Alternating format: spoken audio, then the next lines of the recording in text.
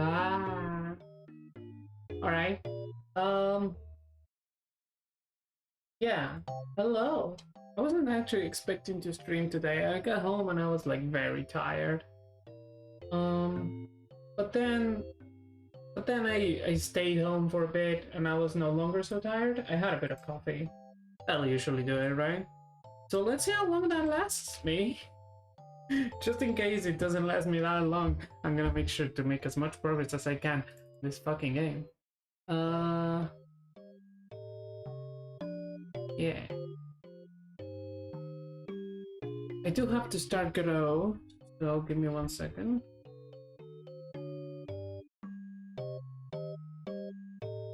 What was the command for that? There you go.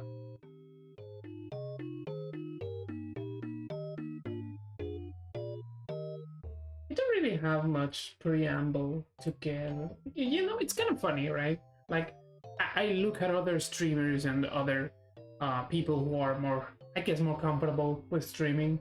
I guess having an audience helps, but they'll stay like 2 hours just in the preamble, just in the starting soon screen, just talking to chat. I guess it helps to have chat to talk to, right? But it's just like, I'm like, how do you do it? Like, I want just, you know, like it's a 6-hour stream and 4 of those hours are spent talking to, you know, like, it's not a problem that you talk to chat, it's just that you only talk to chat. I'm not saying that like it's a bad thing, right? Like, I enjoy those kinds of streams too. It's just that I couldn't imagine myself doing that. Like, I need to be doing something, you know what I mean? Even if it's something really inconsequential and banal. Case in point, we're gonna be streaming. We're gonna be making this game. Okay, so I wrote that to-do list last time, or rather that item on the to-do list last time. It's just to actually do the gimmick of the game. I guess I kind of did that already by allowing the grab dummy to have the extra ability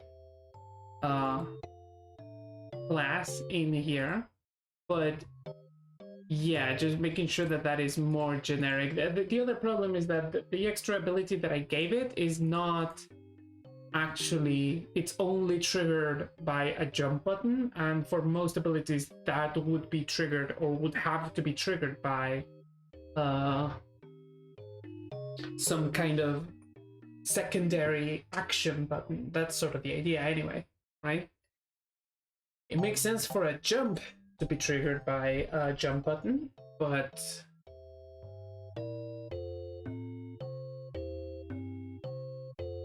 I'm just wondering if I should have made it generic, right? So I should have made the button detection generic in the extra ability class, and then have made it so that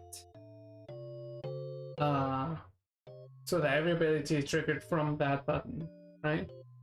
Because as it is right now, you can grab this, you can jump, double jump, and if you let it go, you can jump and you can't double jump anymore. But I'm wondering if I have this extra ability button, whether it should be something that, you know, something that you activate with the secondary button, right? To begin with, how I set up a secondary button? That's a good question.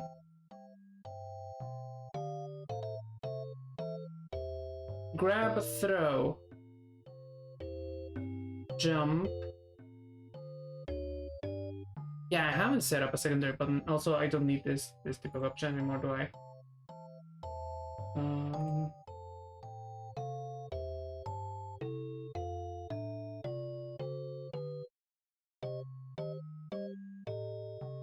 Yeah, who's scanning for that? Okay, right. So we don't need these. These are just nothing.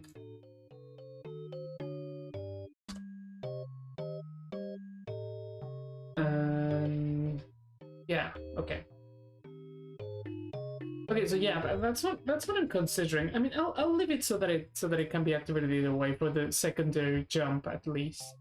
But yeah, we need an action that is for the extra, right? Just an extra ability button.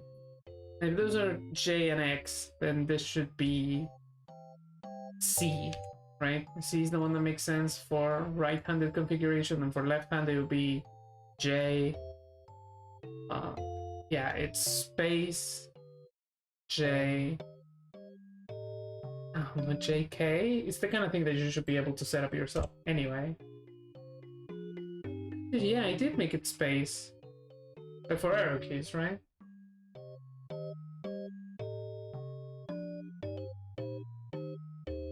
Yeah, okay. So the point is, this extra ability script is going to have a method within it to check for that extra button, because like every single ability that gets activated by a button press should have... Okay. Here's a design consideration that I'm actually thinking, right? And I'm gonna have to write this down, so let me just open like LibreOffice.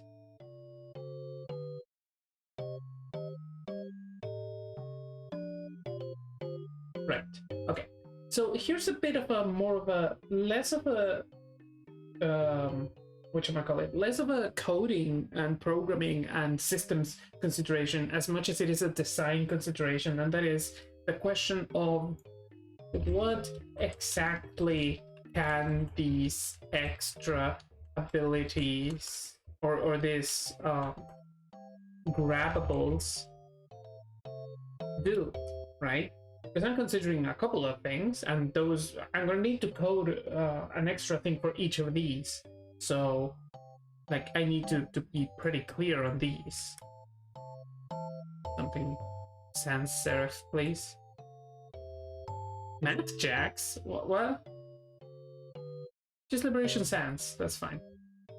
Yeah, what exactly can these grabbables do, right? Because, okay, I have the first one already, which is the one that I just made, and that is the can give the player an extra ability if they, you know, if they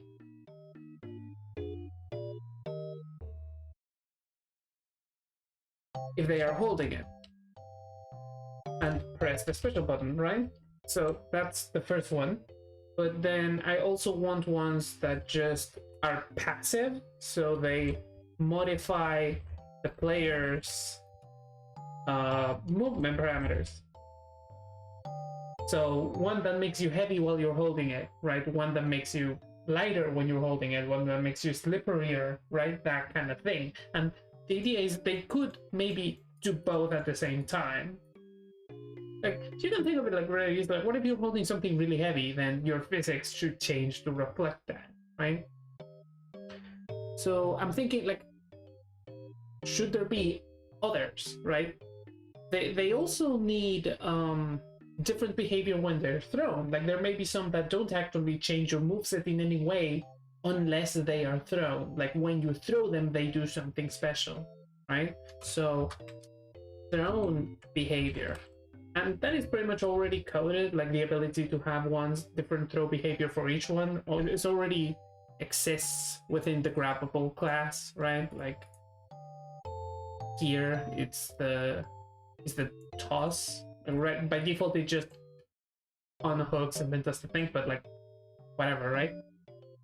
So like, what else? What other gameplay reason would you have to be sort of getting this, right? Like, we have active, we have passive, we have thrown, things that give you an effect when you grab them, things that have a one-time effect. Yeah, that's a good one to have. A one-time effect when grabbed, right? These would be the ones that I would use the least, because it feels like it runs kind of counter to the gimmick of the game, but it may be useful to have it so that they exist for some whatever purpose, right?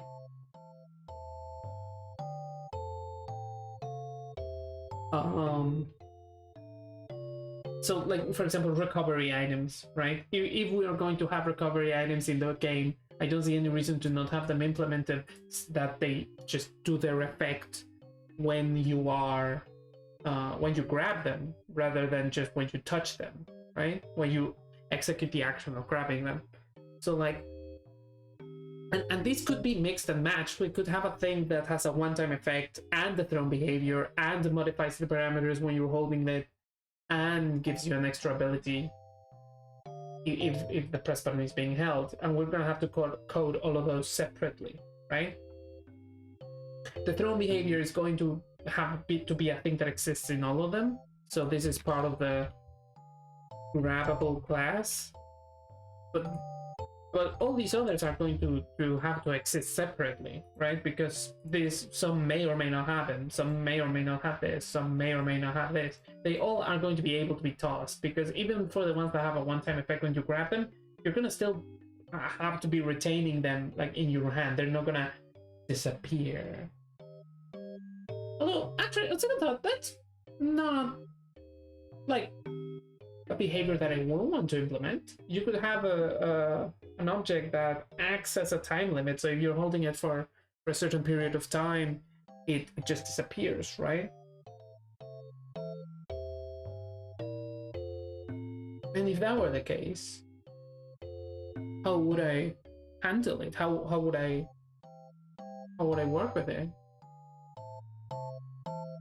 Yeah, okay, so yeah, like a timed object that moves out of existence when grabbed after a while.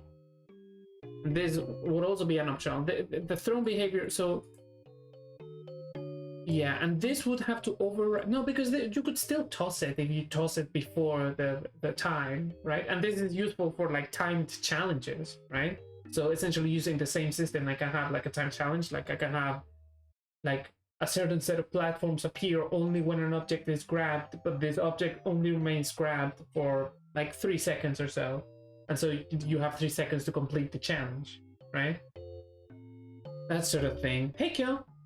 Currently doing some design work, which is actually unusual. A game design, like in a paper, not in a document.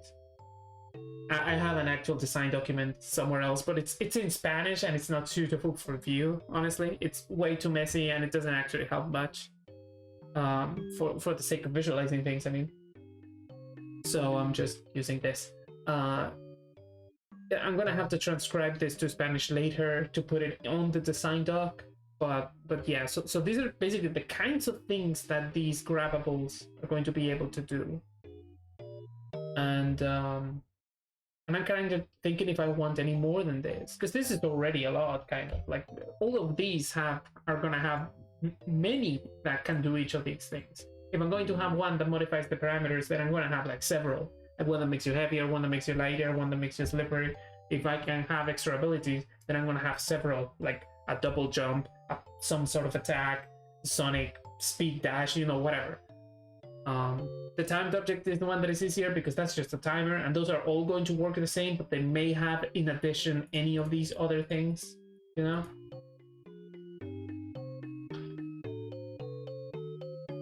These all seem worth it to implement to me, right? Like, the gimmick of the game seems to be such that this sort of thing would be not necessary, but certainly desired. So I'm gonna add all of these to the to-do list, and then we're gonna work on them one by one. So,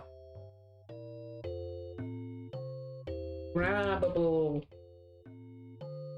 behavior, grabbable ability, and then we're gonna have modifying player params. We're gonna have extra abilities, which we've already implemented, but we might want to test it a bit better. So we're gonna have thrown behavior, one-time effect, and timed grab, time hold, so it disappears after it's done. Right? So these are the things that we want to implement. Like a full grabbable class or grabbable node should be able to do all of these things. It may not necessarily do them depending on which one you're talking about. We're gonna have some that only do one, but it should be able to do all of these things, right? So another thing that I actually want to do, this is a lot, I don't think I'll get to do all of this stream, but another thing that I also want to do is to separate player movement from movement execution. So separate the decision on where the player is moving from the execution of where the player actually moves into two separate scripts. And the reason for that is that I may want a grabbable object that manipulates something that isn't the player, and so it can't be expecting a script that is exclusive to the player if that is the case, right? So what would it be? What would I call it? Separation of player movement script. That's what I'm gonna call it.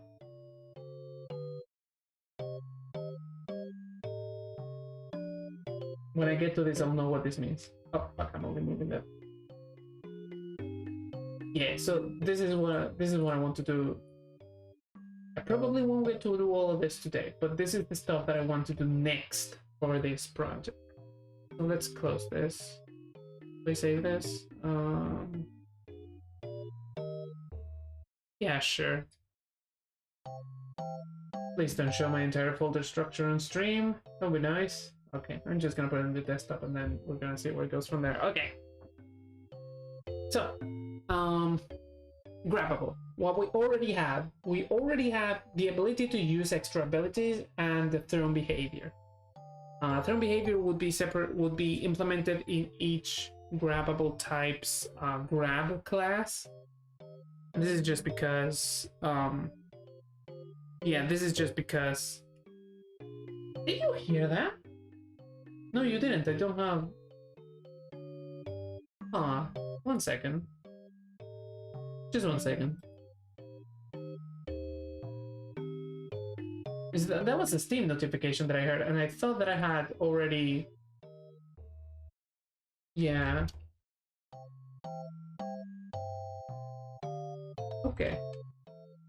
Well, it's fine.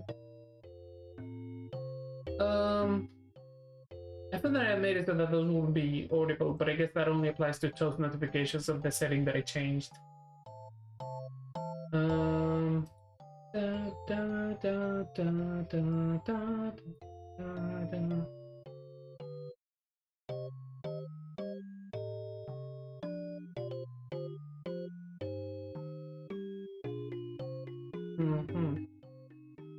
Okay.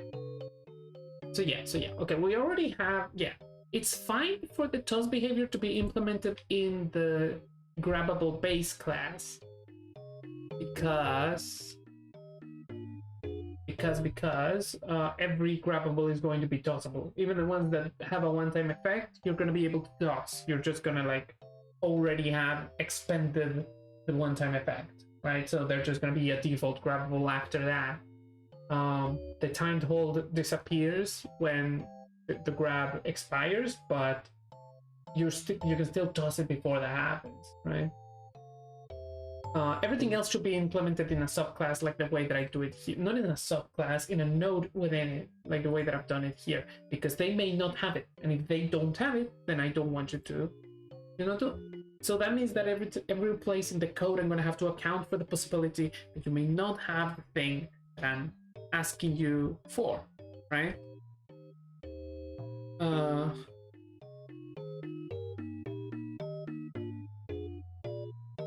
That they may not have that component, right? Like I'm not gonna make a dummy component just to add it just so that it fulfills that. If it doesn't have an extra ability, it just won't have an extra ability node, right? So let's do that. Let's do the extra ability. Okay, as a proof of concept, I want to create 3 variants of each type, right? So 3 extra abilities, 3 thrown behaviors, 3 one-time effects, 3 timed holds. They don't have to be things that are going to be in the actual game. But they are going to be things just to prove that the system works by doing it 3 separate times. So we're gonna start with the extra abilities. I know that I put them second, but that wasn't an order thing. I'm gonna start with the extra abilities because there's some modification that I want to do to this. So basically, the one thing that I would need to modify, two actually. The first one is this thing being aware that the possibility of not having an extra ability exists, right? So how do you behave with this? If extra ability doesn't equal null, then do this. Oh, it already accounts for it. Oh, okay, so if I just clear this, right? Nothing should error. Yeah, and it just doesn't give me the ability. Okay, perfect. So it already works. I don't know why I thought that it didn't. Okay, so that part works. The other thing that I want to modify is I want it so that the extra ability class has a default lookup, a default hook to the extra input, right? So it's it already goes to the player input processor, but maybe it would be better if this had its own input processor, right? Except no, that kind of shit only really matters if the player is holding it, right? It's not like anything other than the player is going to have an input processor. Like nothing else need to process inputs, right? So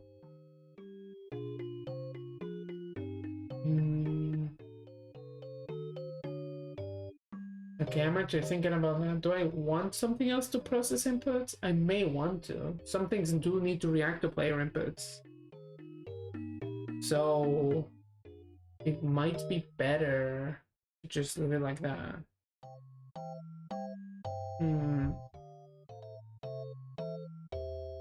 It's always better if it's more generic, right?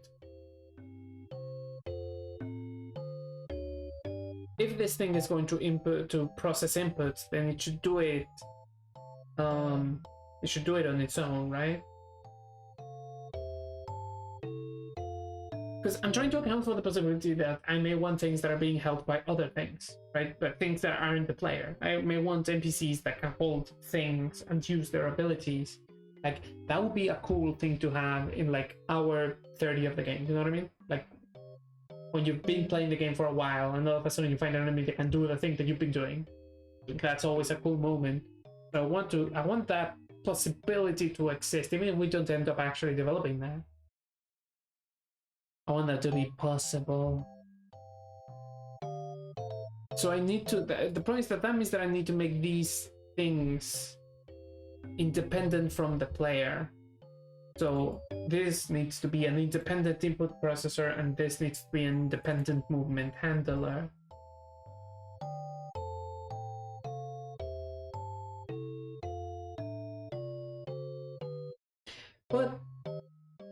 But maybe I'm overthinking this, because an input processor should really be a global thing. There's no reason for multiple things to be processing inputs. Like, an input is a global thing. You have a keyboard and you press A. You don't press A on one thing but not on the other. You press A on the entirety of the game, right? Whether some things choose to ignore that key press, that's one thing, but the key press exists and is global. So, fuck, I'm gonna have to change the input processor to be a singleton. After I already did all that shit. Okay, that wouldn't be too difficult to do, but it is one more thing that I need to do. And it kind of... Oh, shit, sorry, one thing. And it kind of escapes the scope of the thing that I want to do with the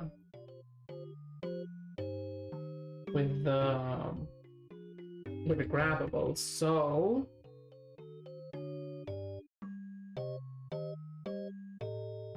singleton, which I should have done from the beginning. Like, I should have seen it coming. Like, why would input processing not be a singleton? You know what I mean?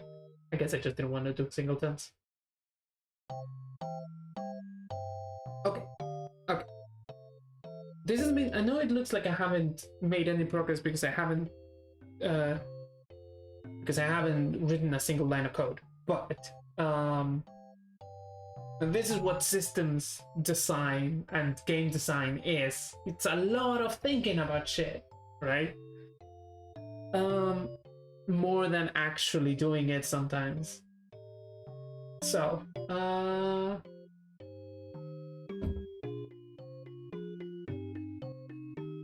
okay, we'll leave those two things for later. So for now, these are going to just be hooked to the player input processor and the movement parameter, and we're just going to have to live with that. So the one thing that I need is for the input processor, which again is soon to be a singleton, a global. We needed to actually also keep track of the secondary input. What did I call it? It's called extra. Okay, so extra input enums button state off, and then extra input equals button state extra. Man, isn't it neat? Isn't it neat to just be able to just do this?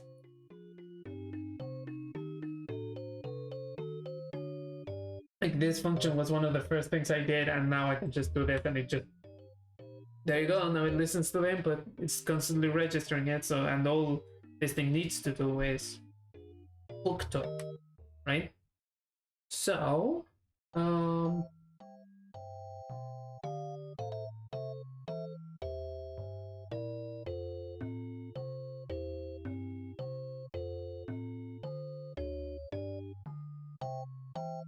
So the thing that we want is for the generic extra ability node to be able to listen to that input and to execute a function from, right? So function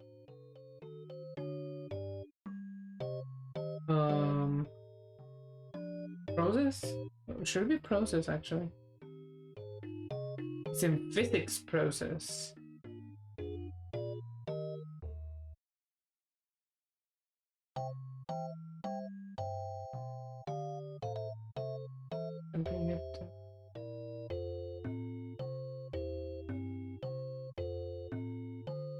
Right, okay. So function, just for consistency, we're gonna do this on physics process, right? And the thing that we're gonna do is that if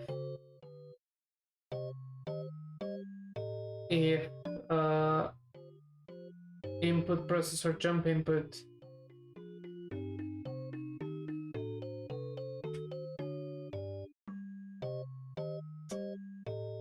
hold on, yeah.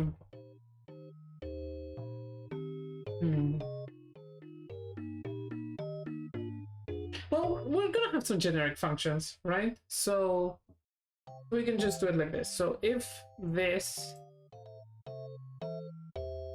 and then we're gonna have a else elif this, but the button is not pressed, it's held. Elif it's released. Is it actually called held? I forgot. Yes, it is. Okay. Elif it's off. And then all of these are going to call a different function, and that function is just going to be generic, and it's going to do nothing by default, but then each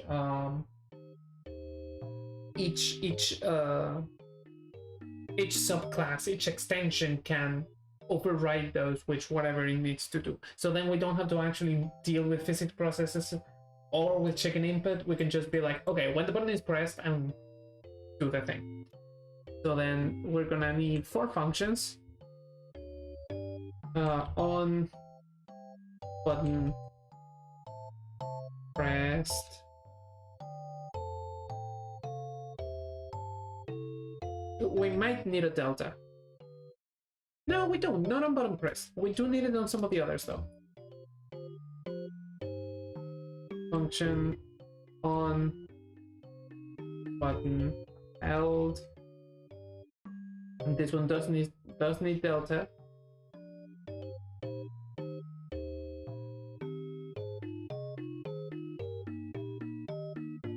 on button released. And this doesn't need delta because it's an instant. It just happens for 1 frame. And then on button off. And this one does need delta. And then we just call these functions from here. So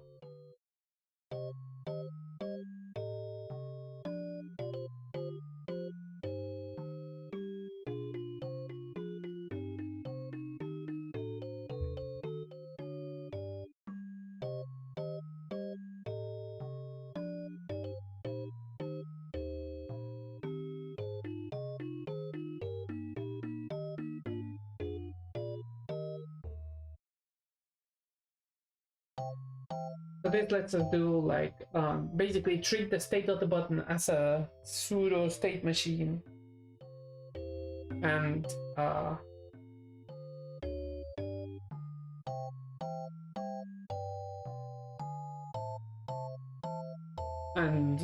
just go from there, right?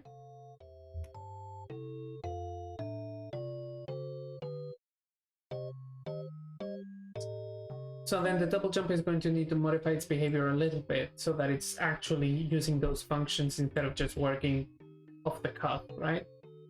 So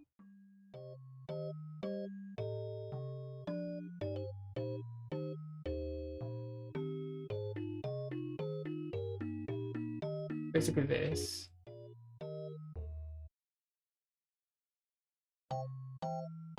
Yeah, so these do need to happen on physics process, right? Hey, next. These do need to happen on physics process, right? Like, if the jump, it needs to be checking every frame if the player, or not every frame, every physics tick, more like, it needs to be checking every physics tick if the player's on the floor. It needs to be checking every physics tick if the jump is inhibited, because the jump can only be inhibited for 1 frame, right? Actually, the jump inhibition thing doesn't matter now because it's using a separate button. Oh, but if you set up the button to be the same, no, I'm just gonna eliminate it. Actually, I don't need that jump inhibition.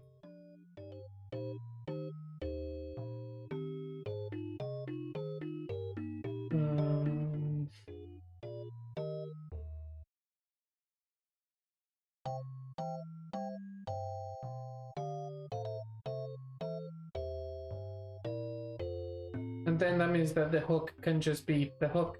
We don't actually even need to go. It can just be the default hook, so we can delete all that.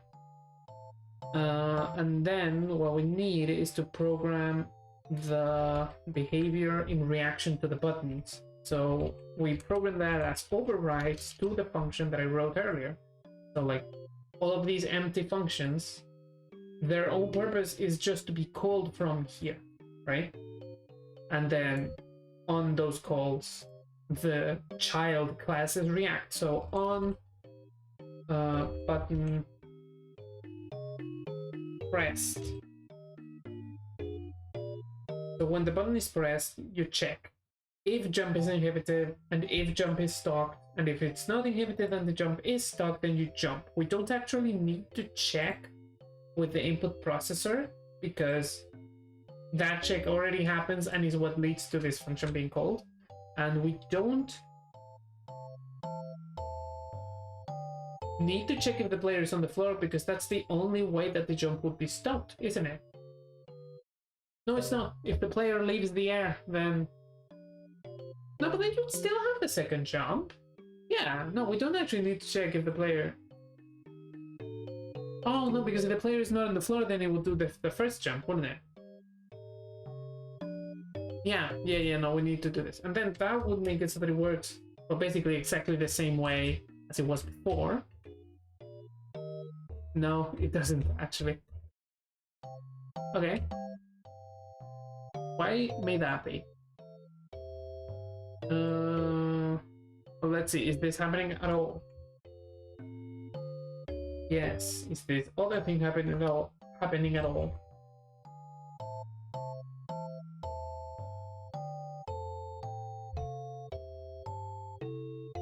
Neither of them are happening. Okay, that would seem to imply to me that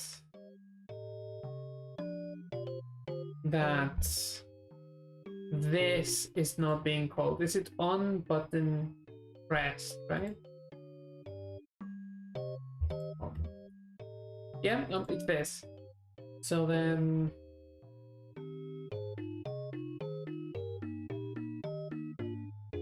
well, it wouldn't be jump input, it would be extra input.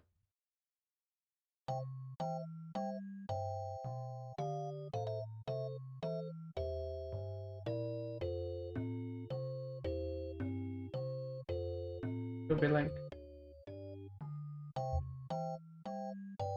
okay.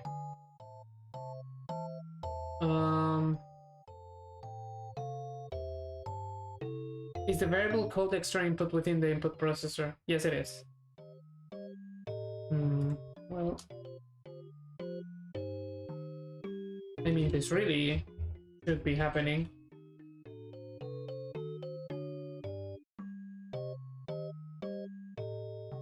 Like every frame. And it's not. What? Why not?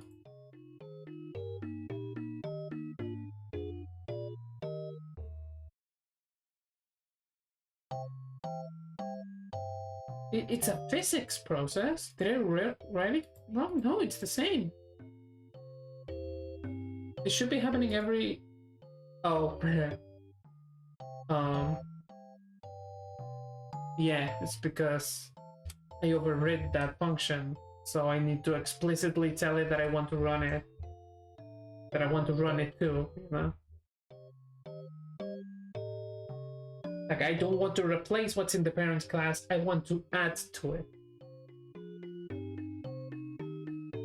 There you go, now we're getting some progress. Provide access to property extra input on a base object of type nil, but the base object is not of type nil, because you only need to check this when the player is hooked. So if hooked to player. If we're not hooked to the player, then we just don't do any of this. So if we're not hooked to the player, then end. Just end the function.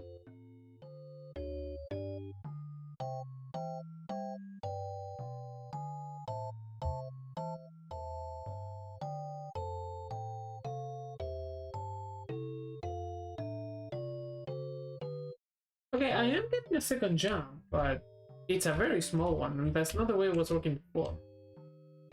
So I wonder if I accidentally deleted something that removed the vertical velocity, the gravity buildup of... Because if I make this 0,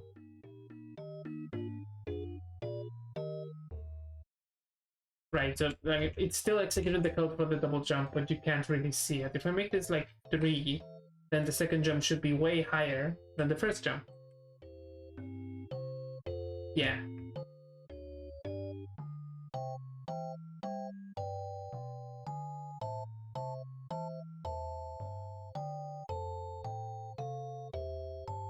So if I make it 1, then it should be the same. It should feel the same. But it's way smaller.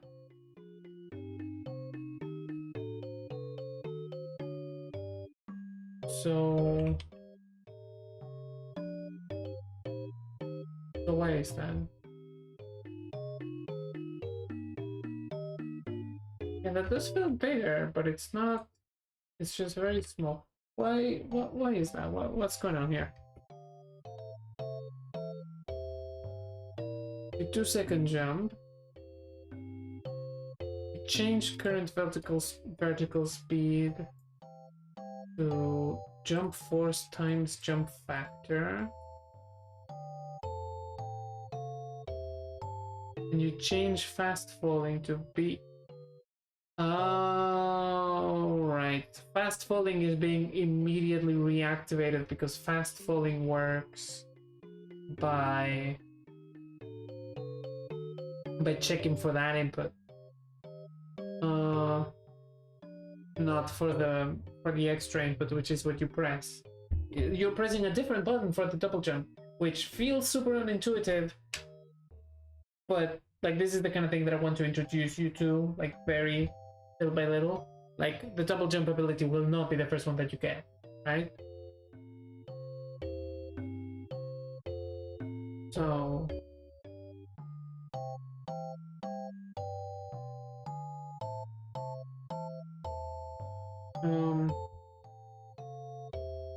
how to do this? Because I don't want to have to code the fast falling behavior again myself, right?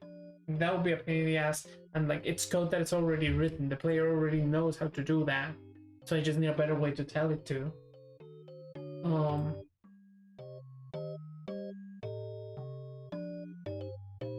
Could have it so that the movement handler checks the fast falling.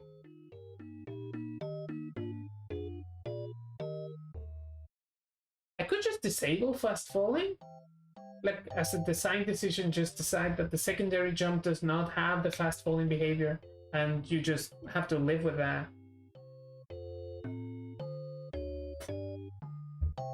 But at that point, we might as well just give it more jump force.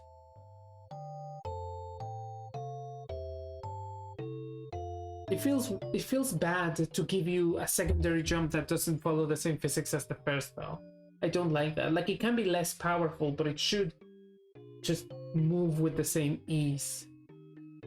So I think the fast fall behavior is here.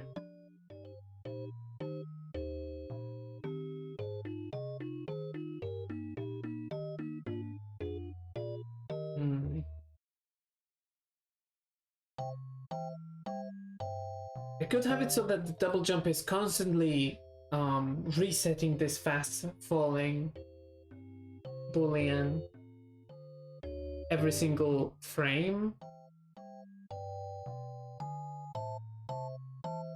Or I could have it so that the movement handler has a secondary variable that is listening to an input for fast falling, that it tells it which input it is actually listening to, and then if I wanted to listen to the other one, I just change that. Both of those would work, but neither of those feels clean. They both feel pretty ugly in terms of coding. So how do I do this then?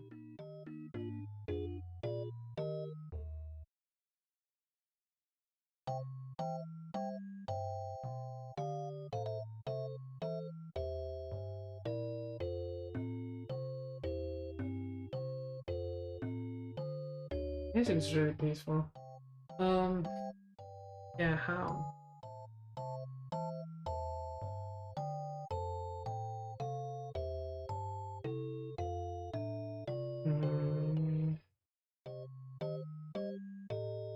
Thinking very hard. My brain work.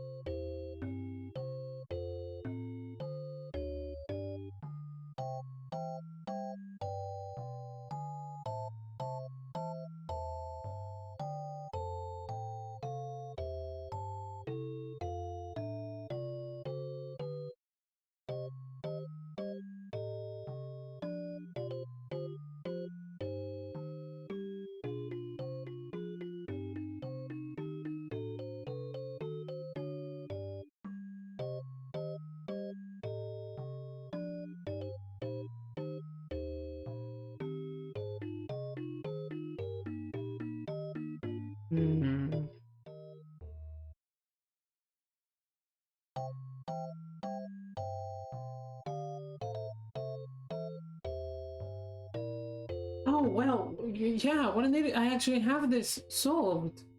I can have it so that it's setting the fast falling on button held. So function on button held, which I already did because it's part of the parent class.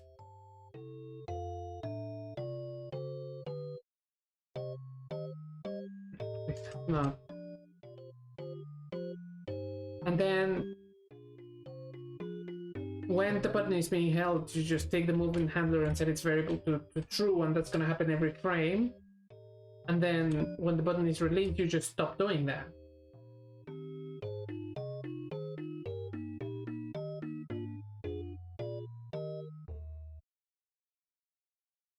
Okay, it doesn't work, and that's presumably because... Okay, because like if I hold the jump, then it's gonna feel the same.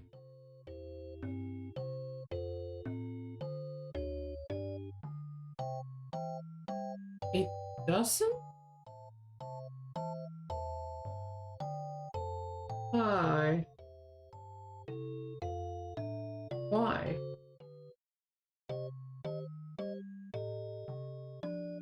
Oh, it should be false.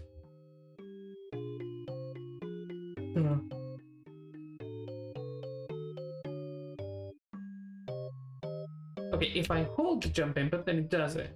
But if I don't, it doesn't. So I wanted to do it when I'm holding the extra input, other than the jump input. So this is not enough, and that's presumably because this is being updated on the movement handler, and that happens before this gets to act. So by the time this one changes it back to true, it doesn't care, right? So where do you modify fast fall here?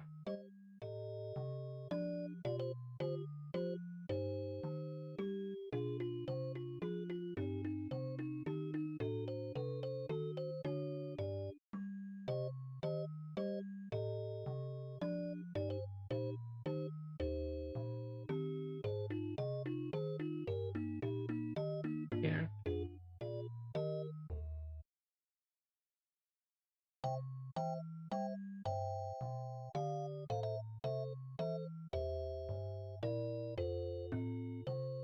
Yeah, this is setting it up.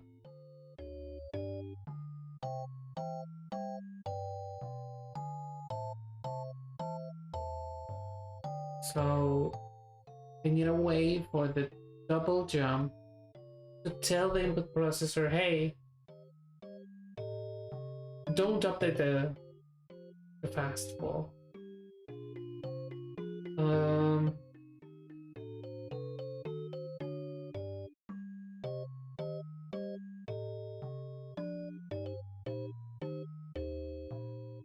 I mean, I could do this really easily just by like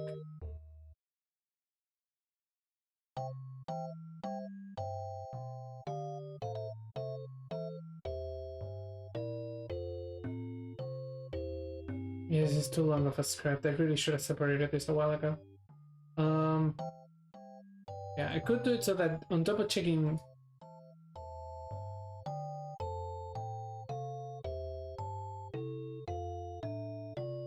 and the jump button state is released, or if the button is off. Oh yeah, if it's released or off.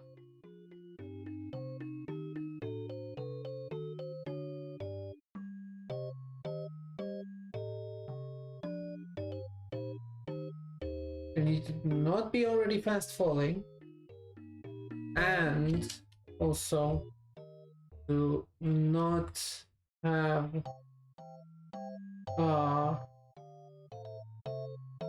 to not have allow fast falling,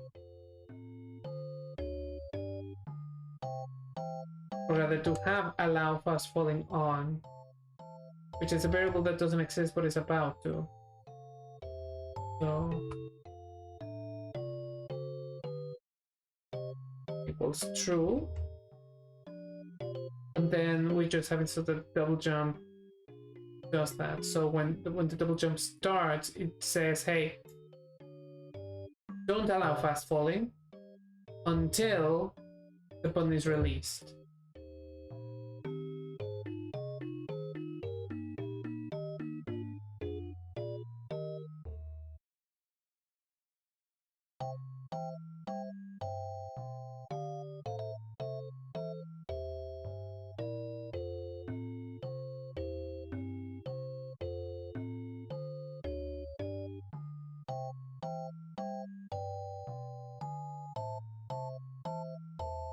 Not player input. What's it called? Input processor.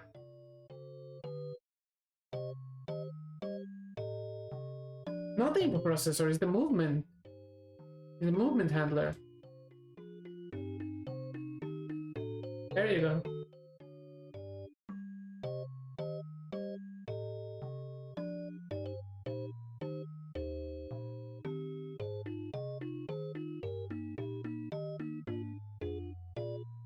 Ooh, that doesn't look good. What? Is this function even happening? Maybe I just wrote it wrong. What?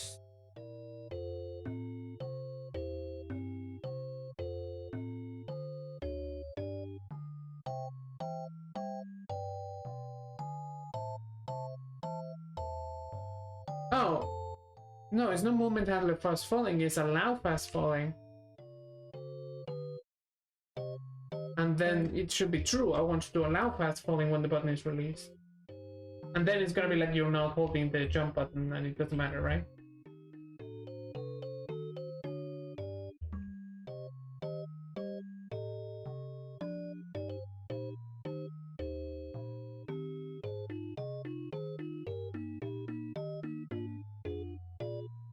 Right, I also have to tell it, kickstart it, telling it that fast falling is not happening. So yeah, like there's no fast falling and you're not gonna allow it until I tell you to. Yeah, and that gives us better aerial control to the player, right? Like you can just control the height of your jump so much better. Yeah. Okay. So that's good. And that makes it that was a bit roundabout, but it makes it so that the player's movement handler is not looking for an extra button that doesn't concern it just for this one edge case, and that this guy is not passing that input, but rather just telling it how to change its behavior, right? So that is one grabbable ability, and the system for grabbable abilities to work off of, right? So let's for example try to code a second one of these. Let's make we're gonna have to change the name of this since this is no longer just a dummy. We're gonna call this the grab. Let's call it the double jump grabbable, right?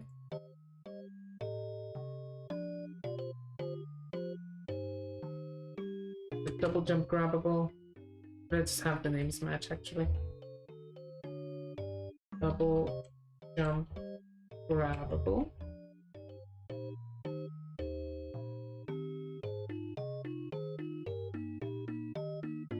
This is just a generic grabbable, but it has its extra ability set to double jump, right?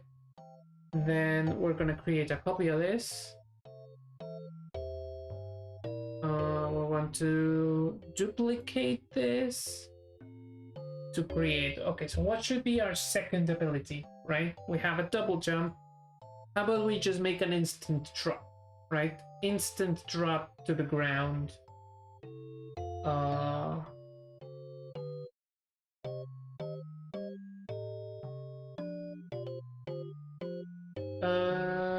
Do I like that?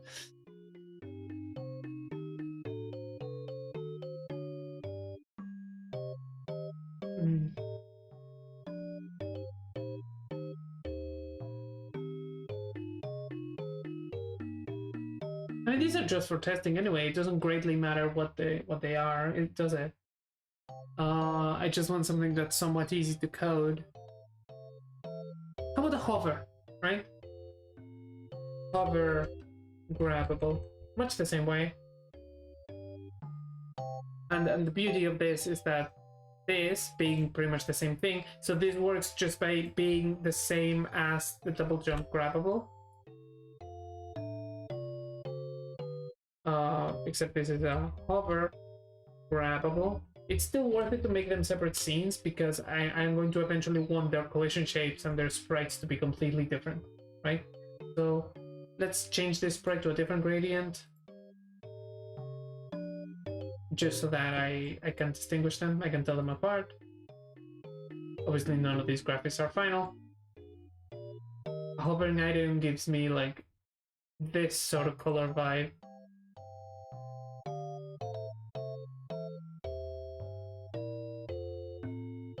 To me, right? So this is going to be a hover grabbable, and this is going to, same as that one, just have a node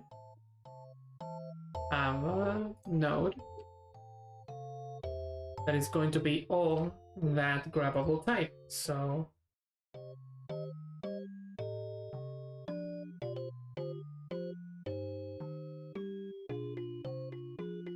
no, not of the grabbable type, is of the extra power, extra ability. It's going to be a hover.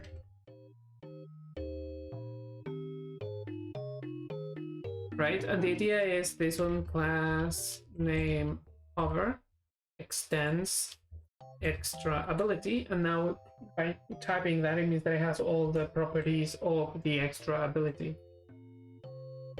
So then the way that this works is on physics process.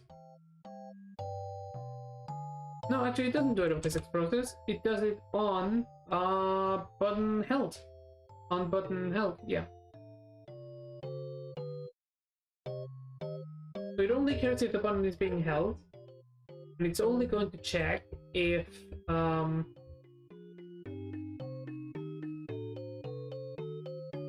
it's only going to check if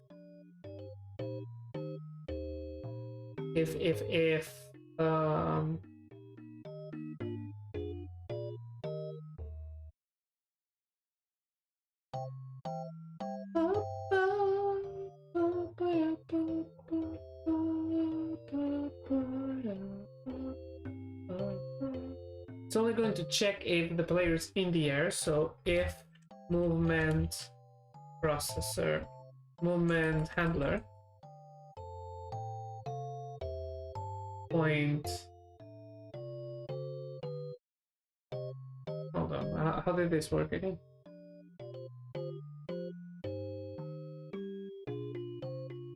If I'm going to make it so that this stuff can work without the player, then I'm also going to need to change this class. So we're gonna have to do that as well. Have it so that this doesn't work off of the player, but rather off of a generic character controller. But that's not difficult. In any case, for now, it will be the player. If player is on floor, and we want to check only if it's not on floor. So if it's not on the floor, then I want you to do something. I want you to limit the maximum falling velocity. So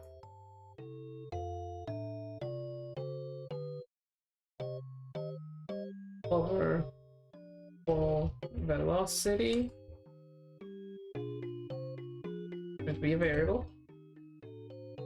So if the player is on the floor, then I want to limit that. I want it so that you check the falling velocity if the movement handler point vertical speed is larger than over fall velocity, then over fall velocity, no, then movement handler current vertical speed equals over fall velocity.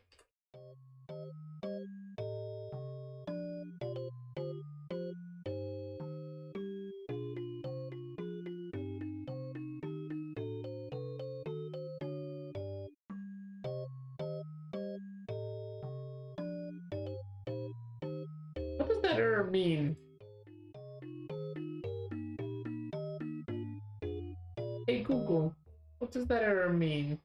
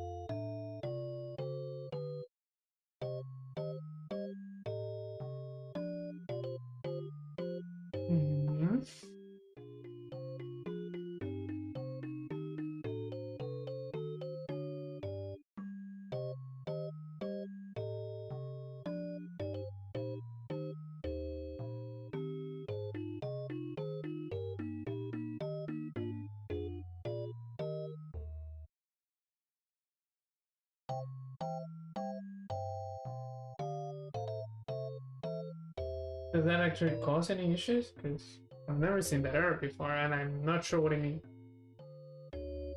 No, it just runs.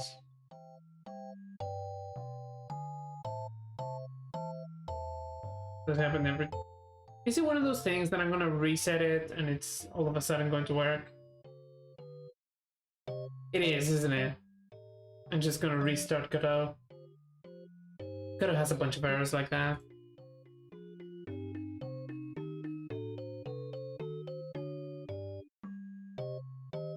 That don't actually do anything, but like that are annoying like that. Yeah, no, it just saves. Yeah, it was just a thing. What the fuck, man? Okay, so that should just make it so that it works, right? So let's go to my test scene and add one of these nodes. I'm gonna add it like here and just try to put it close to the that.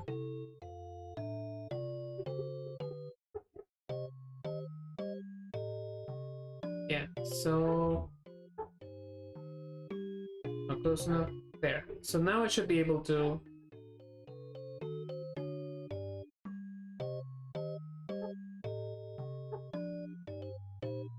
well, I set the fall velocity to 0, so that should in theory make it so that I don't fall. I just don't. Movement handler, current vertical speed. Is that what I want? Current vertical speed. It should be setting it to 0, right? Every frame. Like obviously it would be falling a tiny bit because it's what it manages to fall every frame, but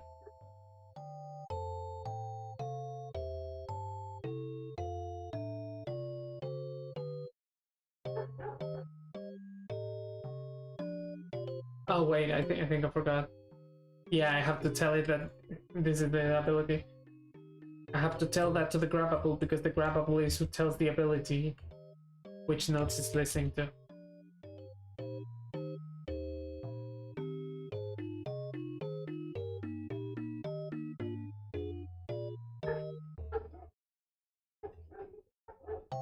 Okay, so it's definitely doing something because if I press the button immediately after jumping, it just cuts my jump height. But I think I'm realizing why it is. I think I put a larger than. Yeah. It's falling speed, so it should be smaller than.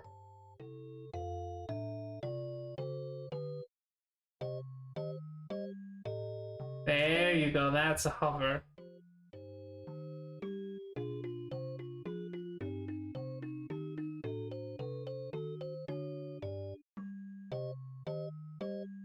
Can't see it very well because there's not really any shadows on the project, so it's difficult to gauge the height, but I'm falling very, very slowly. Actually, we could fix that right now. Like, why haven't I done this before, actually?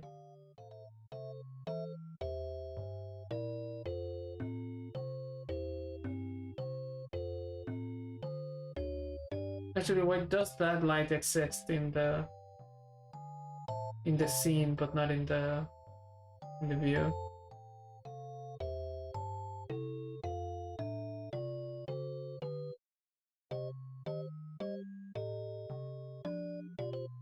Just move this up so that it's easier.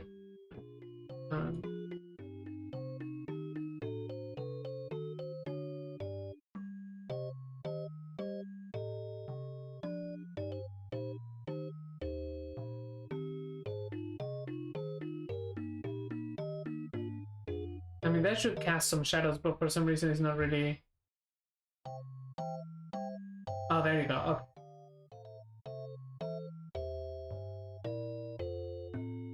Yeah, it's easier to see now. So then I can just grab this, and I'm hovering. Oh, hell yeah, this is so cool. That means that the system works. I can just code a new ability really easily now. And just toss it whenever I want. Like, because now I don't have the hover, but if I grab this guy, then I have the double jump. So like the hover won't give me extra height, right? But it will let me float longer ridges, so it gives me horizontal length, and then this one gives me extra height. And so the idea is, right, that when you toss them, you're gonna be able to toss them directionally, right? So I can, right now you just drop it on the ground, but I want it so that you can toss them like all the way over there. And the idea is that you have to do like some platforming shit so that you can like, you know, get yourself in the right place to toss this somewhere, and then have to use now this to get to it. So the same platforming challenge has to be solved in different ways so that you can carry all the power-ups you need to cross the final challenge. And eventually you're gonna have to do some crazy juggling shit where you have to toss this one upwards and then grab the next one while that one is falling, right? And they're gonna have different physics as they're being thrown. That's the idea anyway. Right, okay, so we have two extra abilities. I think that's enough to prove that the system works, right? Now I want the type that will modify player params, right? So one that'll make you heavier, one that'll make you faster, stuff like that. Let's just make two of those, right? And let's just make those two that I just said. One that'll make you heavier and one that'll make you faster. Because those seem very easy to do.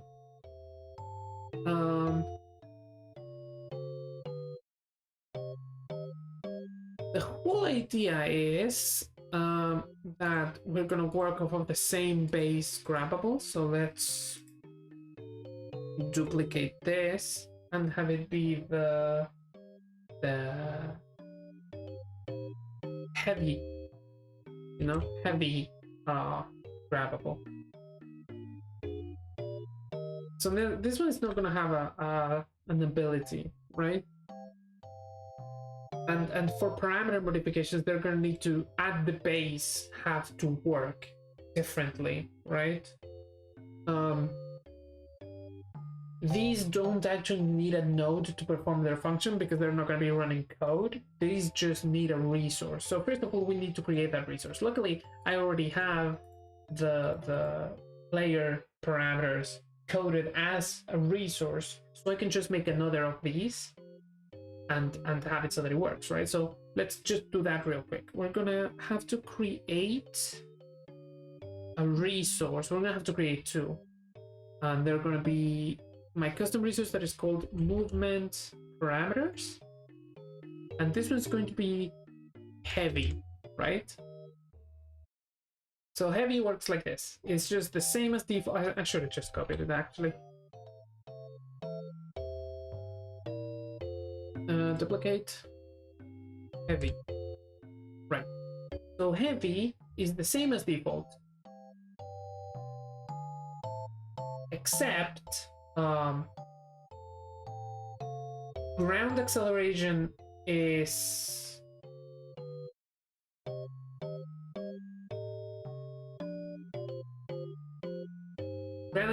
ground acceleration is half. Max horizontal speed is also half. Air acceleration is the same. Ground drag is way higher, so times 4. Air drag is the same. Ground brake acceleration should be also the same. Oh, no, that one should be higher because the reason ground brake acceleration is different, like in a physical sense, it's because it's aided by the drag. That's why it's faster to turn around than it is to gain speed. Like, it's faster to gain speed when you're going against your current velocity than it is to gain speed when you're already going very fast. Like, if you're going 100 kilometers an hour, going 1 kilometer an hour faster is difficult. If you're going 0 kilometers an hour, going 1 kilometer an hour faster is super easy. And if you're going -3 kilometers an hour, going -2 is also very easy because all you have to do is brake. You don't even have to actually put any force towards the you know what I mean? The opposite direction.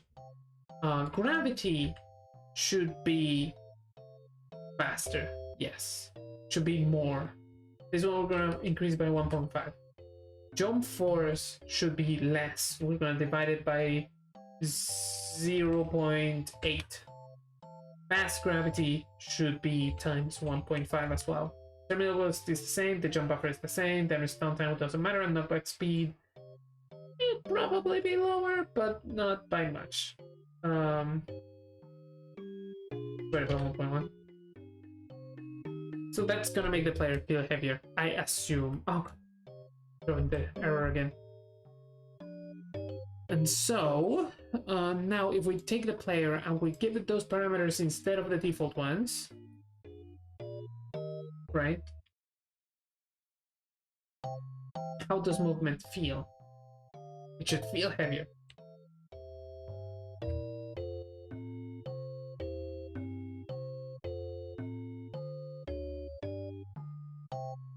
Yeah, but I want it to feel way heavier. So I probably want the jump force to be like actually lower. Like way lower. Yeah, just a little bit higher. Let's just make it an even 10, just to break even.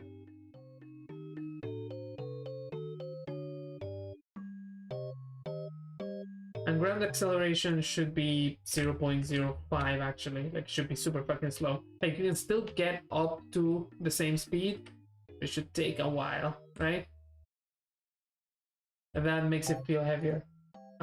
Make it so that ground brake acceleration is 1.1.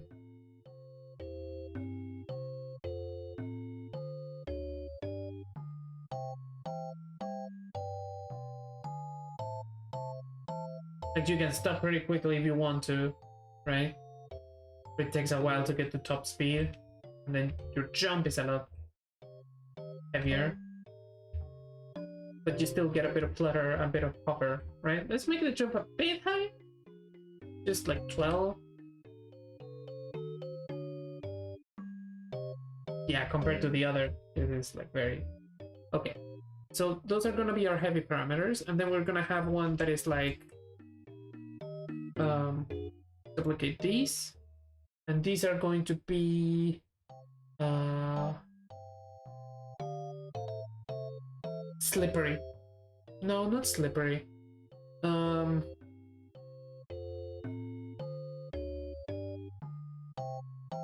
Fast. Let's make them fast. Right? Fast like Sonic. And then, so the fast parameters are going to be just... Oh wait, did I copy off of heavy? No, I should have not done that. I want to copy off of default. Say Control D? Yes. Fast. So the fast parameters are going to be like more max horizontal speed by like ×3 probably. Ground acceleration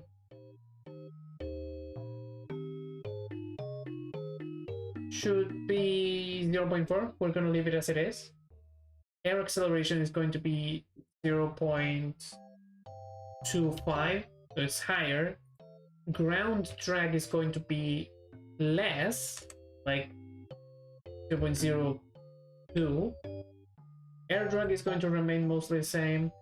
Ground brake acceleration is going to be way lower, because that tells the speed, right? So 0.3. Gravity the same, jump force the same, fast gravity the same. Yeah, let's see how that one fares. So for the player, we're gonna give it the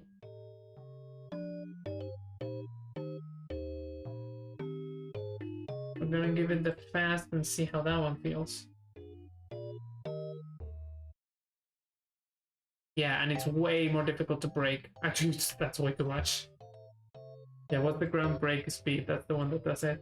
Yeah, I'm gonna make it 0.1.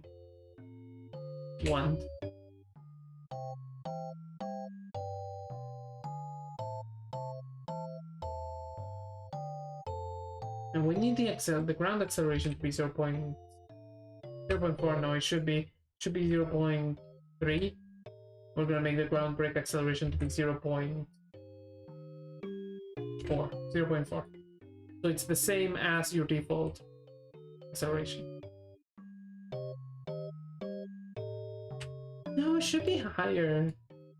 0.7. Like, I want it to be low because the skidding is what makes it feel like you're going really fast, right?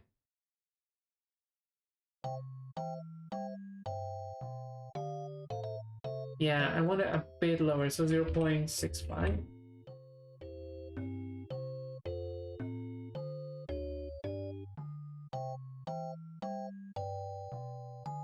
Yeah, that's good. That feels fast. You're undoubtedly going very fast. But then the fact that you don't have that well of a grip on the ground makes it feel much faster. You know? Okay. So that is handled. We have the different parameters, and now what I want is a grabbable type that does that. A grabbable type that makes it so that while you're holding it, the player moves according to those parameters instead of its default, right? So we need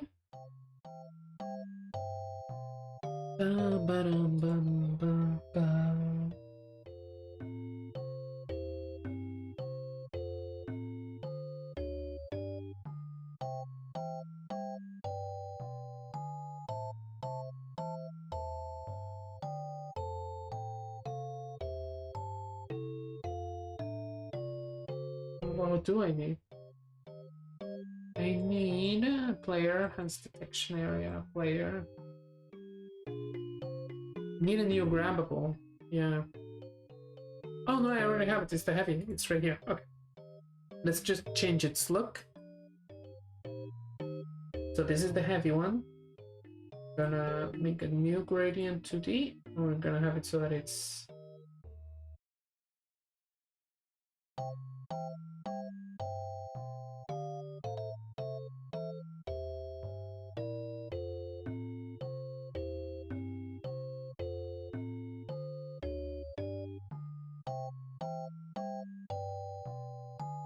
like muddy brown on gray, right? Or like dark gray. Yeah. Oh wow, you can see the banding. Huh, the color depth is not amazing on this, is it? Okay, well it's fine. Right, so then the idea is these are going to be able to have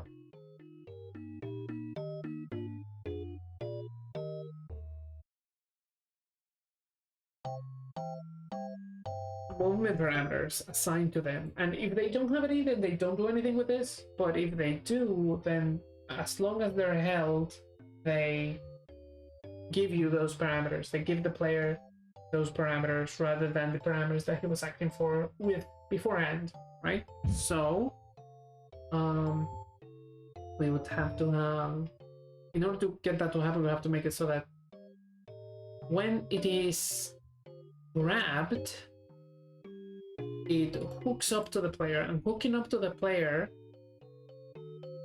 oh, the extra ability hooks up to the player, but then also if movement params doesn't equal null, then you also do this with them. So now, if I'm not misremembering, I think that I made it so the movement handler has a method for changing these. So current active parameters, you can set default params.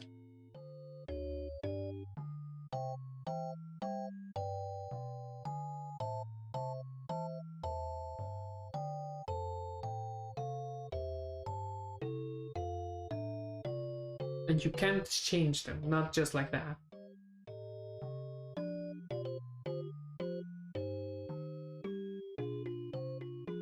But I mean, yeah, it doesn't need a method to do that because every variable is public because it's Godot. So I just have it so that movement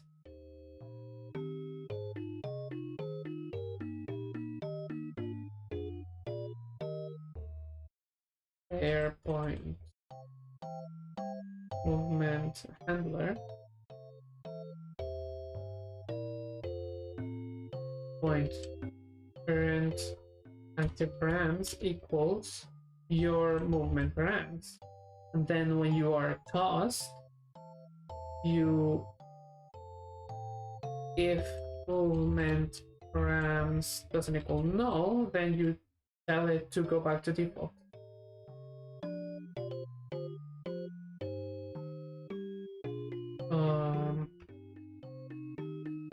Set default params. The fact that it didn't autocomplete makes me a bit suspicious.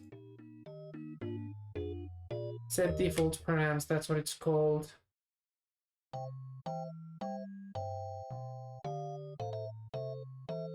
Oh, but wait, player.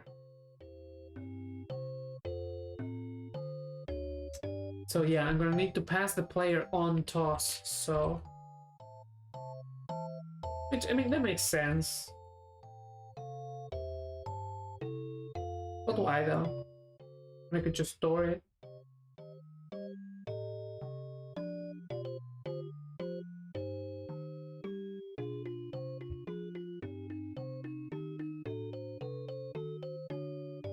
There. Right now it's gonna be a player type, but eventually we're gonna have to make it so that it's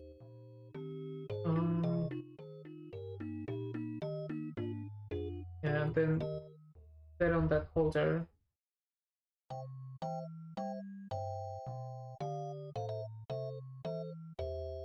And then it's gonna just remember the player. That should work. Although it's a bit of a suspicious implementation. Like, I don't like it because I feel like it's gonna mess me up when I have multiple sources of a change in parameters. Like if you have a slippery floor, for example. But we'll cross that bridge when we get to it, I think.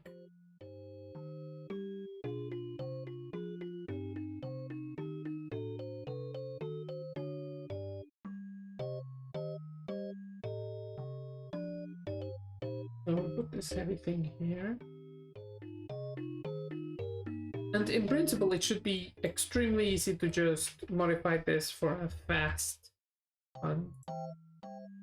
Right? So if I take this and put it like here.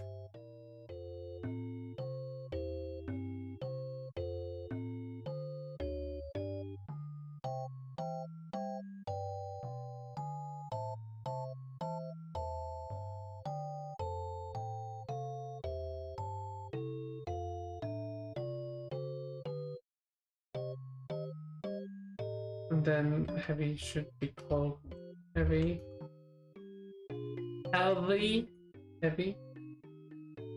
And then fast should be called fast. And then we're gonna just make this real easy. No, not new ones. I don't need new ones. I need the heavy. And oh, and you need the fast. That.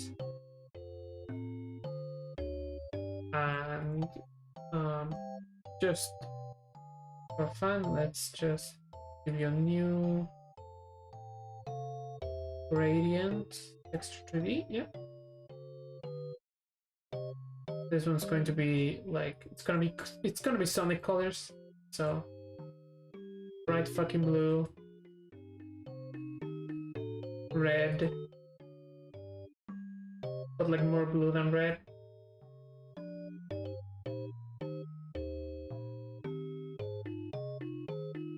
So let's see, like if you grab the, oh, I forgot to change the default parameters. Players, movement handler should be the default. And then, so you grab the heavy sphere and now you're heavy. You release it and you start moving normally. You grab the fast sphere and now you're fast.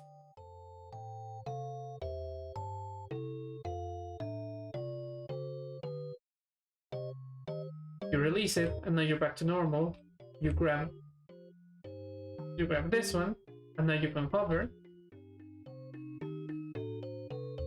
You grab this one Not that one, this one. This one, asshole, this one's closer.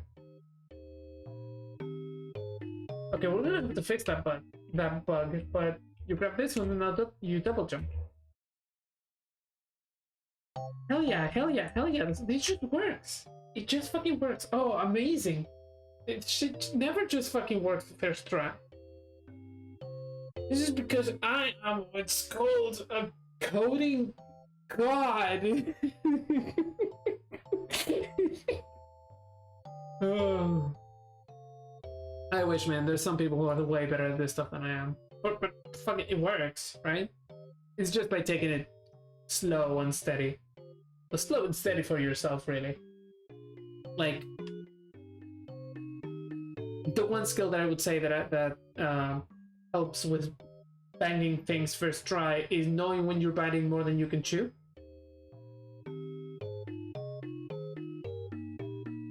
Let's see. So what was that bug where it wouldn't want to grab the right one? It must have something to do with like detection of grabbables, right? That's the only possible thing it could be. Like there. I'm way closer to this one, but for some reason they wanted to go to the other one.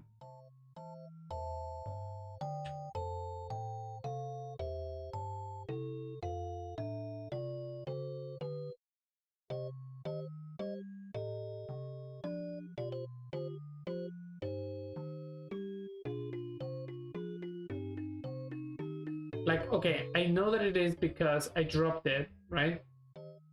Like, okay, if I move far away, it's outside and then come back in.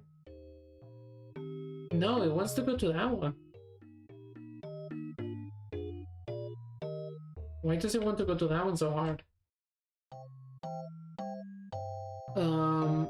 The hands detection area, it's looking for grab targets. Let me see. How do I make it so that I can see the collision shapes? Yeah. And then yeah, so they're all inside of the area. It should be detecting all of them and going to the closest one. The closest one from the player. So the closest one from the player, if I'm like here, should be the red one. Well, it touched the other one first, but like, right? It goes to that one. If I let this one go here, and I go... If I'm here, it should be going towards the blue one, not towards the brown one. And it does. Okay. So if I take this, leave it here, then come here. Yeah, here, there's the error. It's going to the brown one instead of the blue one. Even though they're all inside of the area, right? So I would need to know when the hands... Oh fuck, this script is huge too. Yeah, when a grab is initiated... No, not when a grab is initiated. When a reach is initiated. So...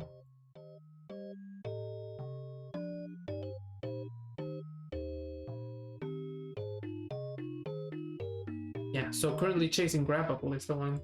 So it's when it finds this.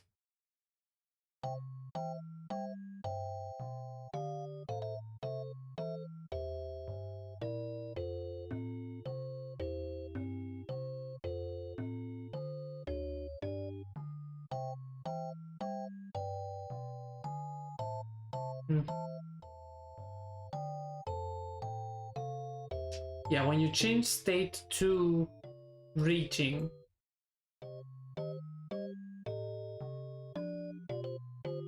Grabbing?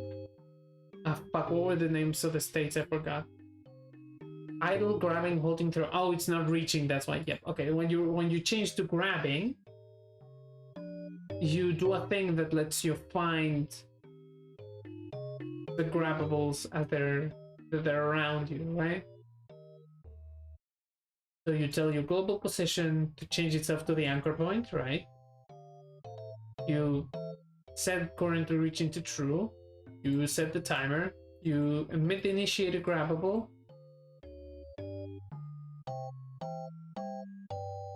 You said touched grabbable to detect grabbable, right? That's fine.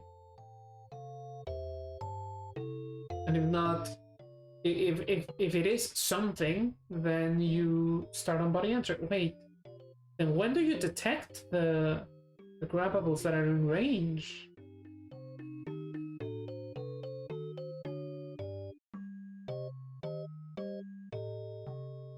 Because this will just return the one that you're touching, so the one that you should grab, not the list of all of the ones. Overlapping body. Wait.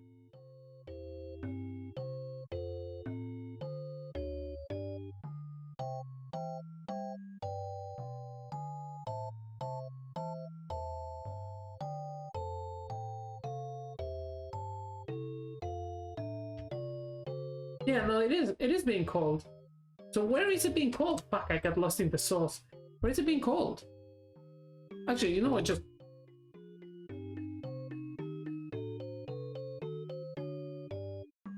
Give me a stack trace. It's not called throw error. What is it called? Error. Push error, that's what it's called. Yeah, give me a stack trace. I want to know when this is being called.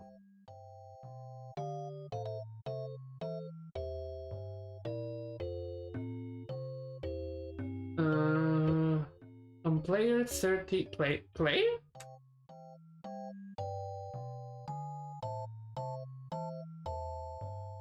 On fucking player?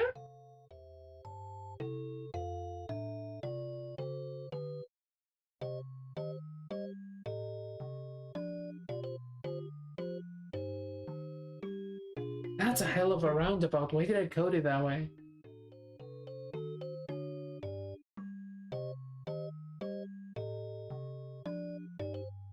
Well, hold on. That doesn't actually matter. Because the error is not... Is it what's happening here? So it's the list of overlapping bodies. I'm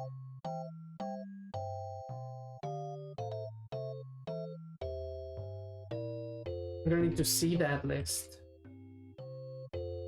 So pressing here, you shouldn't have all four. Dummy, hover grab... Why is it called dummy? Dummy, hover grabbable, double jump grabbable 2. Oh my god, why do they have stupid names?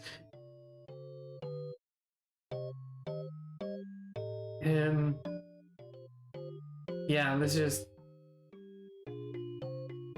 Because otherwise I am the one that gets confused, right? So then this is the heavy, this is the fast.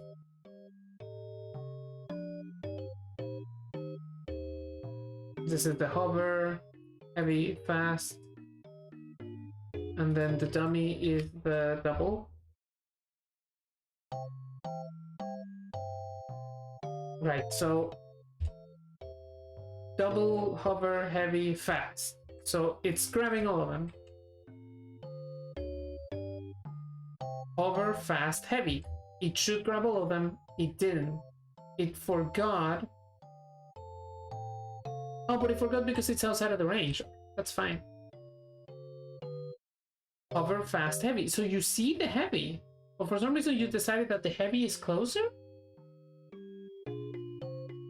Or rather, you see the fast. But for some reason you decided that heavy is closer? Yeah, you see fast. You see hover, fast, and heavy. Fast is right here. Heavy is all the way over here. There's no way that heavy is closer, even if we take the hand as the point. So who decides who's closer? It would be the hand's detection area.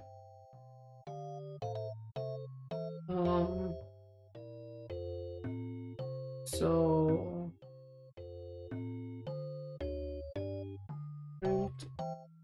print the body, and then print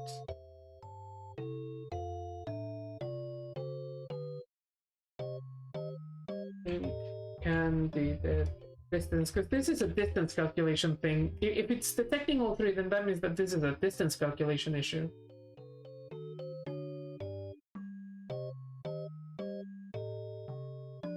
Yeah, like that's ridiculous. Look at this.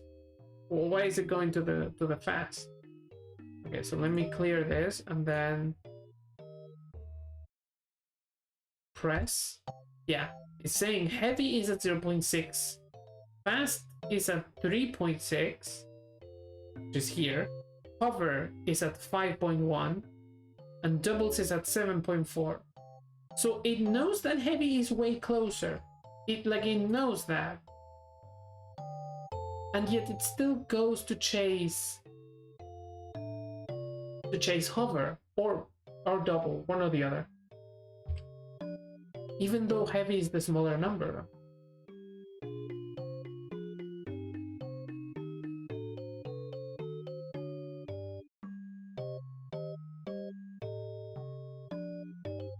Oh. It's a really stupid mistake. I just saw it, yeah. It's when it updates the current scan state, it doesn't then update who the closest distance that it's looking for to beat is. So it keeps thinking that it's trying to beat infinity, which everybody can beat infinity. So it just gives you the last element in the list always.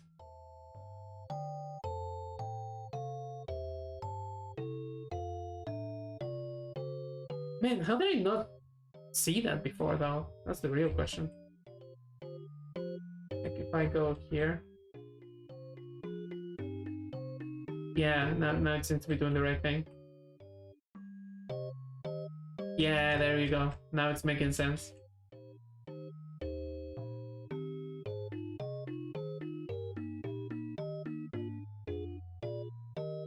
Oh man, this works way too good. This hover system just works, man. And this just lets me go super fast.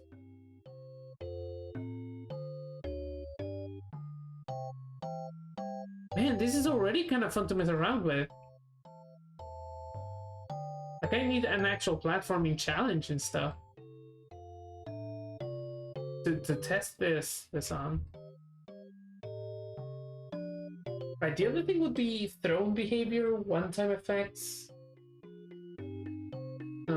Let's say that I'm gonna be modifying player params. That modifying player params is already done, right? So we have the other stuff to do, the thrown behavior and the one-time effects. Oh, I want to do those now.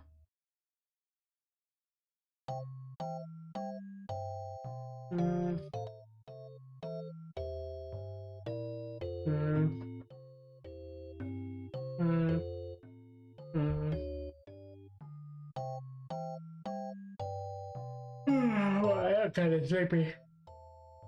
The other one.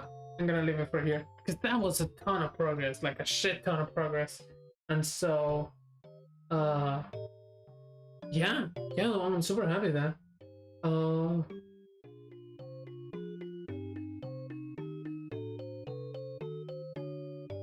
Yeah, excellent. Okay, I'm gonna leave it here for the coding, and I'm gonna be back in a bit. I have to do dishes and stuff. I'm gonna be back in a bit with something different.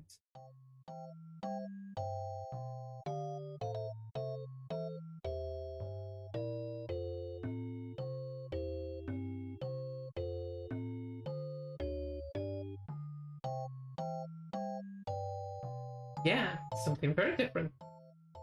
It's just nice to wear this again. Yeah. I'll see you soon. I'm gonna be right back. Gonna go to the bathroom, gotta get some water, gotta do a bunch of stuff. Ready?